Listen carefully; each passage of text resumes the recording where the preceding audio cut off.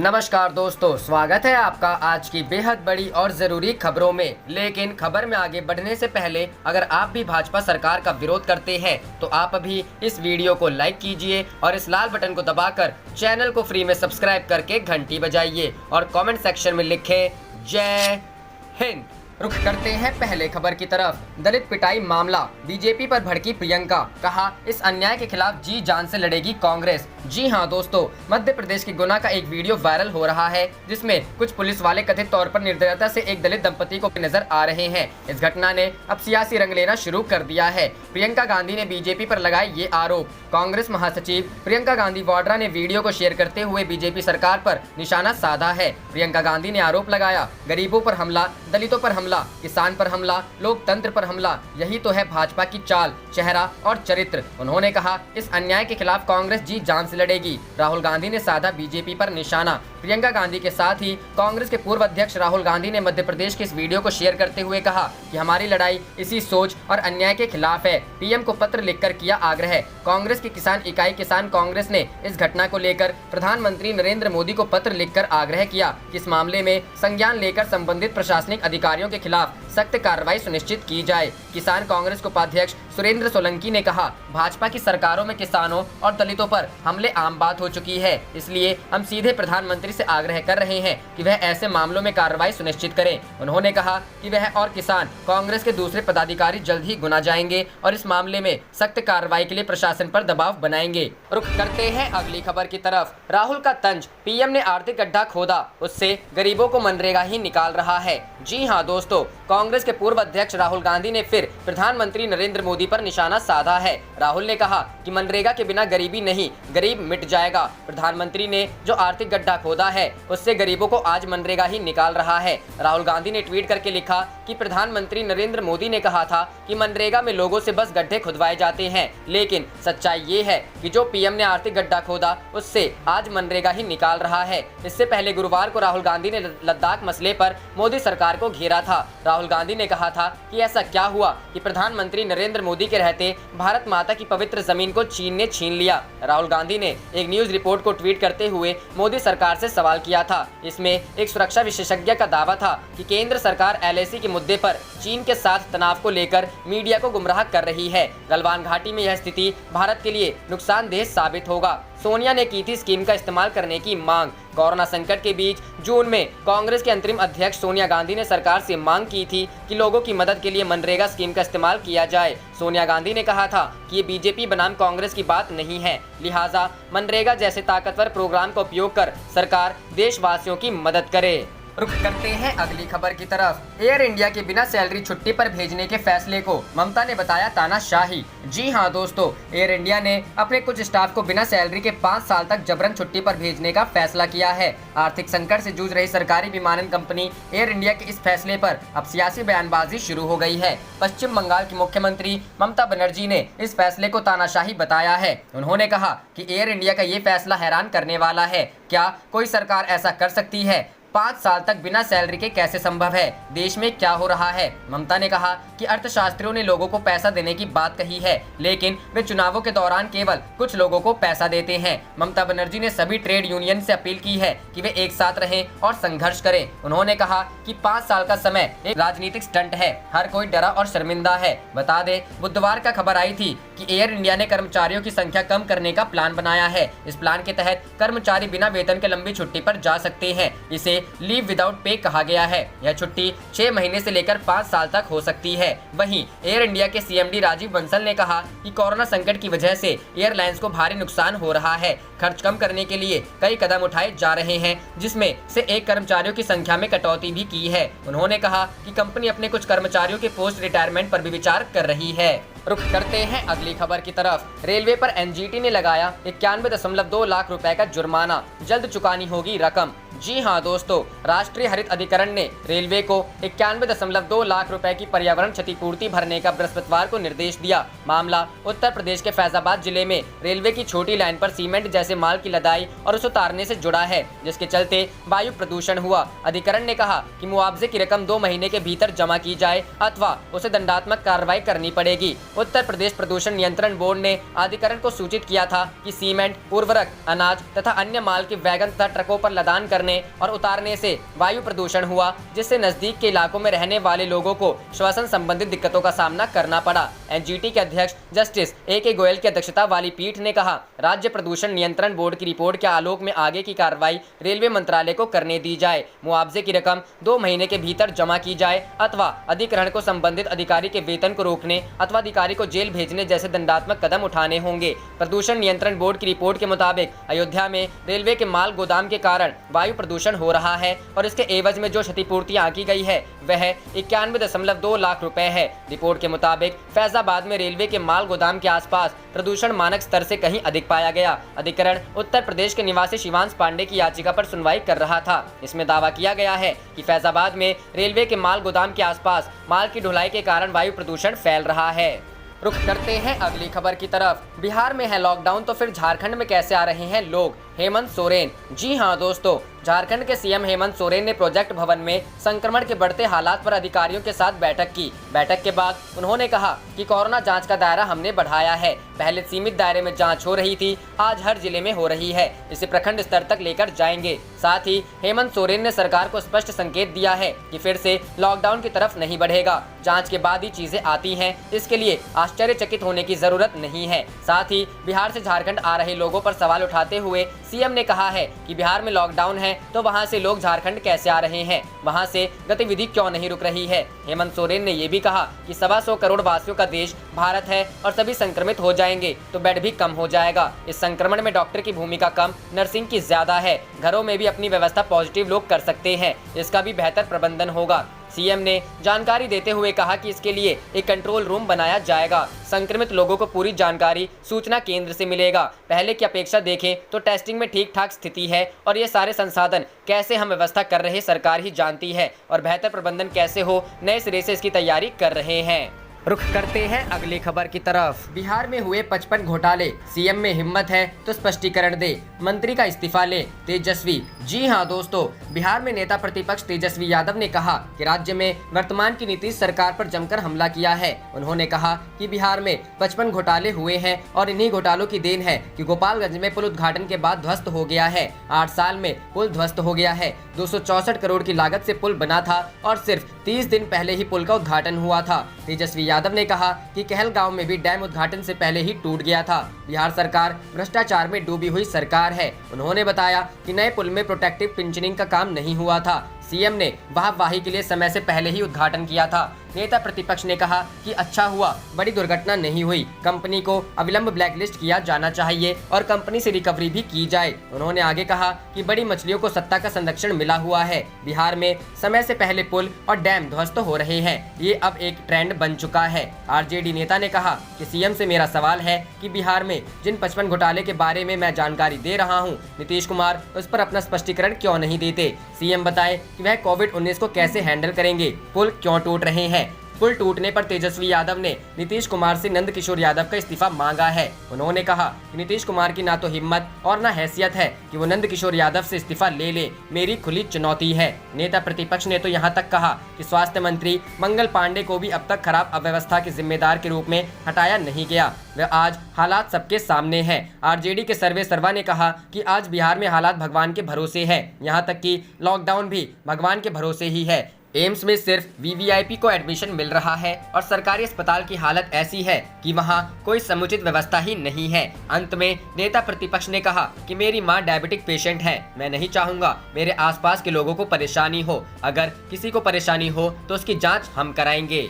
रुख करते हैं अगली खबर की तरफ। गोपालगंज 29 दिन भी नहीं चला 264 करोड़ का पुल, नीतीश ने किया था उद्घाटन। जी हां दोस्तों, बिहार इस वक्त डबल मुसीबत से जूझ रहा है। एक तो बाढ़ का कहर और दूसरी तरफ कोरोना की मार, ऊपर से प्रशासन की नाकामी। सुशासन का दावा करने वाली नीतीश सरकार के दावों की पोल गोपालगंज में पुल का एक हिस्सा ढहने से खुल गई। 1 महीने पहले ही 70 घाट महासेतु का उद्घाटन हुआ था और 264 करोड़ की लागत पानी में बह गई। 16 जून को सीएम नीतीश कुमार ने पटना से वीडियो कॉन्फ्रेंसिंग के माध्यम से पुल का उद्घाटन किया था। लोगों का कहना है कि 1 माह पूर्व ही इस पुल का उद्घाटन हुआ था।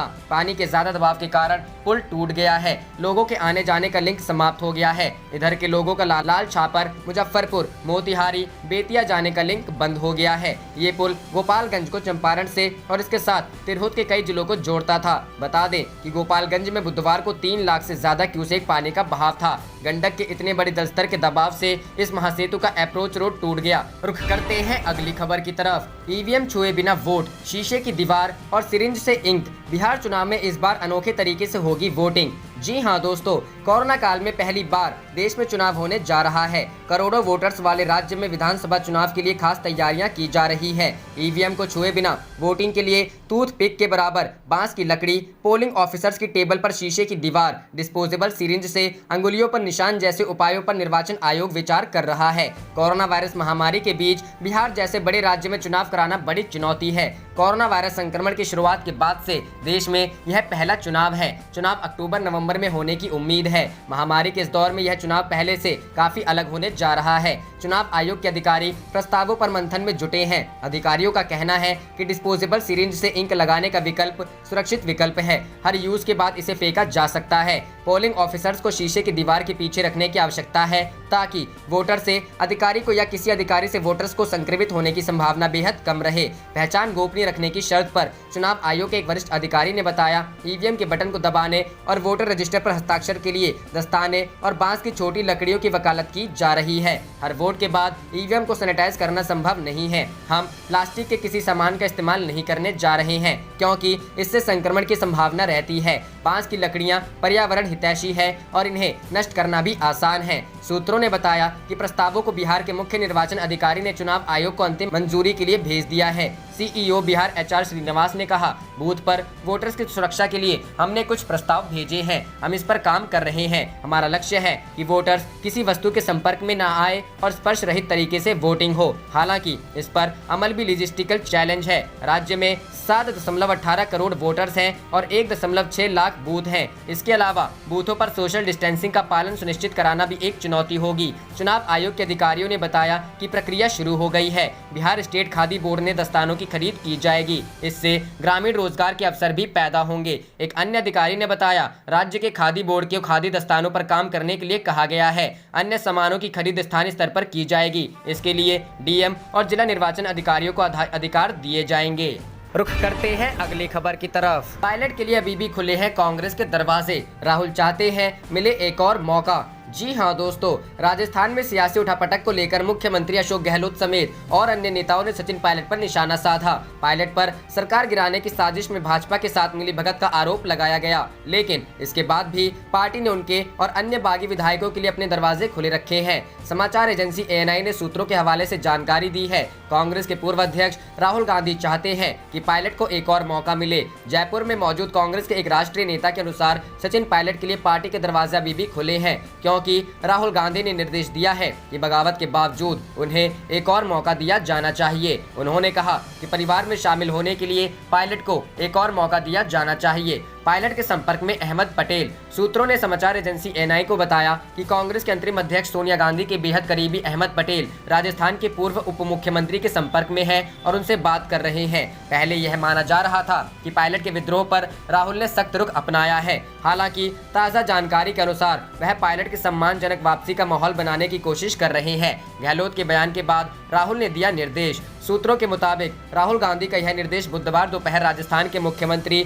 अशोक गहलोत के बयान के बाद आया है। गहलोत ने सीधे तौर पर पायलट पर भाजपा के साथ सरकार को गिराने की साजिश में शामिल होने का आरोप लगाया और कहा कि उनके पास इसको लेकर सबूत है। इस बयान के तुरंत बाद राहुल गांधी ने जयपुर में मौजूद राष्ट्रीय नेताओं को निर्देश दिया कि पायलट को वापस लौटने का मौका दिया जाए। इसके बाद राष्ट्रीय मीडिया प्रभारी नरदीप सुरजेवाला ने मीडिया के माध्यम से सचिन पायलट को सभी विधायकों के साथ जयपुर लौटने की अपील की। पायलट खेमे पर कार्रवाई। गौरतलब है कि राजस्थान में सियासी उथल पुथल के बीच कांग्रेस ने जयपुर में 2 बार विधायक दल की बैठक बुलाई। इसमें पायलट खेमा शामिल नहीं हुआ। इसके बाद पायलट और उनके खेमे के विधायकों पर बड़ी कार्रवाई हुई। विद्रोह के कारण उप मुख्यमंत्री और कांग्रेस के प्रदेश अध्यक्ष पद से पायलट को हटा दिया गया। इसके अलावा उनके समर्थकों के साथ साथ राज्य युवा कांग्रेस के प्रमुख, सेवा दल के प्रमुख जो विधायक हैं, उनके खिलाफ भी कार्रवाई की गई है।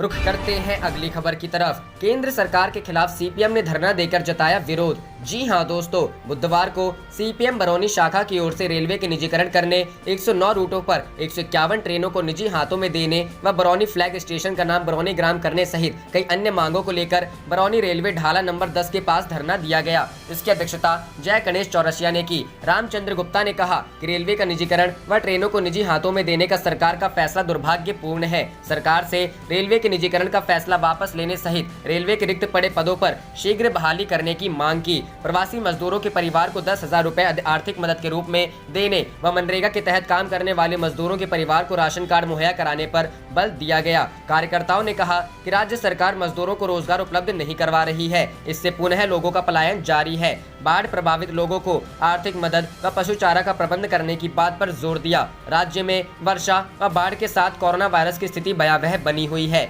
लेकिन भाजपा व जेडीयू के नेता चुनाव पर ध्यान केंद्रित कर लगातार रैली करने पर तुले हैं। मौके पर आशुतोष प्रसाद सिंह, रंजीत गुप्ता शिवदास थे। रुख करते हैं अगली खबर की तरफ। कोरोना से बिहार त्रस्त, जरूरत पड़े तो लगे राष्ट्रपति शासन, तेजस्वी। जी हां दोस्तों, देश में कोरोना वायरस का कहर लगातार बढ़ता जा रहा है। इस बीच बिहार में होने वाले विधानसभा चुनाव की तारीख भी पास आ रही है, लेकिन विपक्ष के नेता तेजस्वी यादव ने कहा है कि बिहार में कोरोना की वजह से हालात बदतर होते जा रहे हैं। ऐसे में ये चुनाव के लिए सही वक्त नहीं है। तेजस्वी ने कहा है कि अगर जरूरत पड़ती है तो राष्ट्रपति शासन लगा दिया जाए। आरजेडी नेता तेजस्वी यादव की ओर से गुरुवार को इस बारे में ट्वीट किया गया।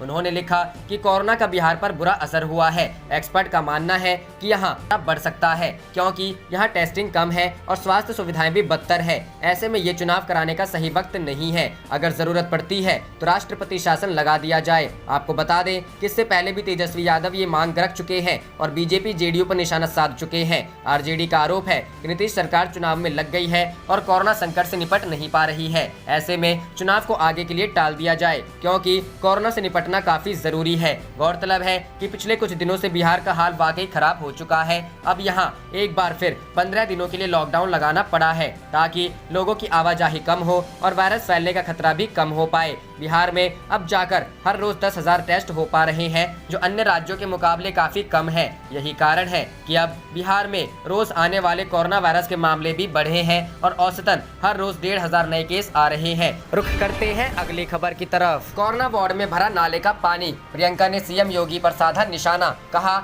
ये है हकीकत। जी हां दोस्तों, कोरोना से देश में हालात बिगड़ते ही जा रहे हैं। इससे संक्रमित लोगों की संख्या 9 लाख के पार पहुंच चुकी है। वहीं उत्तर प्रदेश के गोरखपुर मेडिकल कॉलेज में बदइंतजामी का एक वीडियो सामने आया है। इस वीडियो के जरिए कांग्रेस की राष्ट्रीय महासचिव प्रियंका गांधी ने योगी सरकार पर निशाना साधा है। सीएम योगी के गृह क्षेत्र गोरखपुर में कोरोना को लेकर हुई इस बदइंतजामी पर प्रियंका गांधी ने ट्वीट किया है। उन्होंने कहा कि सीएम के गृह क्षेत्र के मेडिकल कॉलेज के कोरोना वार्ड की हालत देखकर आपको पता लग जाएगा कि यूपी सरकार के झूठे प्रचार से जमीनी हकीकत कितनी जुदा है। उन्होंने कहा कि मेडिकल कॉलेज के कोविड वार्ड में नाले का पानी भरा है, मरीज परेशान है और पानी निकालने की कोई व्यवस्था नहीं है। रुख करते हैं अगली खबर की तरफ। बिहार विपक्षी दल पहुंचे निर्वाचन आयोग के पास, परंपरागत शैली से चुनाव की मांग की। जी हां दोस्तों, बिहार के विपक्षी दलों का एक प्रतिनिधिमंडल बुधवार को निर्वाचन कार्यालय पहुंचा और मुख्य निर्वाची पदाधिकारी को ज्ञापन सौंपकर विधानसभा चुनाव के वर्चुअल तरीके की बजाय परंपरागत शैली में करवाने, जनता की व्यापक भागीदारी और चुनाव में पारदर्शिता व चुनाव में निष्पक्षता बनाए रखने की मांग की गई। भाकपा माले के राज्य सचिव कुणाल, आरजेडी के प्रदेश अध्यक्ष जगदानंद प्रसाद सिंह, भाकपा के राज्य सचिव सत्यनारायण सिंह, माकपा के राज्य सचिव अवधेश कुमार, हिंदुस्तानी आवाम मोर्चा के प्रदेश अध्यक्ष बीएल वैश्यंत्री, रालोसपा के राष्ट्रीय कोषाध्यक्ष राजेश यादव सहित कई नेताओं के हस्ताक्षरयुक्त ज्ञापन में कहा गया है कि चुनाव के प्रचार के लिए सभी दलों को समान अवसर मिले। ज्ञापन में वर्चुअल तरीके की बजाय परंपरागत शैली में चुनाव कराने की मांग करते हुए कहा गया है कि चुनाव आयोग यह बताए कि जिस राज्य में महज 37% इंटरनेट सेवा की उपलब्धता है, वहां वर्चुअल तरीके से चुनाव कैसे हो सकता है। जाहिर है कि इसमें बड़ा भाग शहरों का ही है। ज्ञापन में यह भी कहा गया है कि धनबल के दुरुपयोग पर रोक लगाई जाए, क्योंकि बीजेपी व जेडीयू अभी से वर्चुअल प्रचार में उतर चुके हैं। ज्ञापन में चुनाव की पारदर्शिता की रक्षा करने की मांग करते हुए कहा गया है कि पोस्टल बैलेट का दायरा बढ़ाने से चुनाव की पारदर्शिता खत्म हो जाएगी। बुजुर्गों के लिए पोस्टल बैलेट की जगह प्राथमिकता के आधार पर अलग अलग से मतदान केंद्र बनाए जाएं। ज्ञापन में कहा गया है, चुनाव महामारी फैलाने का जरिया न बने। अभी सरकार के आदेश के मुताबिक किसी आयोजन में 50 से अधिक की भागीदारी नहीं हो सकती। तब क्या 1000 मतदाताओं वाला केंद्र कोरोना फैलाने का जरिया नहीं बन जाएगा? आप देख रहे थे आपका अपना चैनल जय हिंद जय भारत।